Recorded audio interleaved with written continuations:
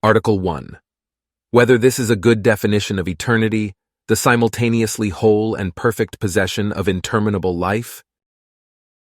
Objection 1. It seems that the definition of eternity given by Boethius is not a good one. Eternity is the simultaneously whole and perfect possession of interminable life, for the word interminable is a negative one. But negation only belongs to what is defective, and this does not belong to eternity. Therefore, in the definition of eternity, the word interminable ought not to be found. Objection 2. Further, eternity signifies a certain kind of duration, but duration regards existence rather than life. Therefore, the word life ought not to come into the definition of eternity, but rather the word existence. Objection 3.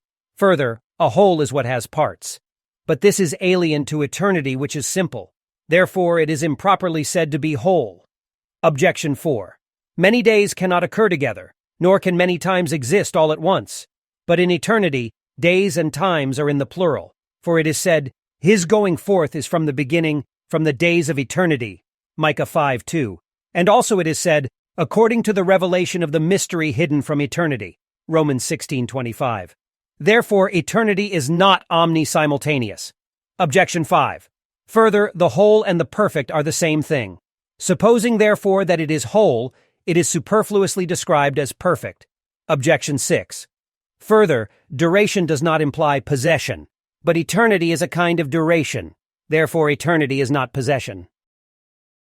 I answer that, as we attain to the knowledge of simple things by way of compound things, so must we reach to the knowledge of eternity by means of time, which is nothing but the numbering of movement by before and after. For since succession occurs in every movement, and one part comes after another, the fact that we reckon before and after in movement makes us apprehend time, which is nothing else but the measure of before and after in movement. Now in a thing bereft of movement, which is always the same, there is no before or after.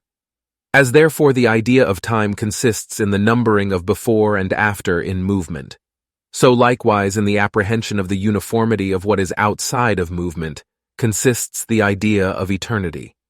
Further, those things are said to be measured by time which have a beginning and an end in time, because in everything which is moved there is a beginning and there is an end. But as whatever is wholly immutable can have no succession, so it has no beginning and no end. Thus, eternity is known from two sources.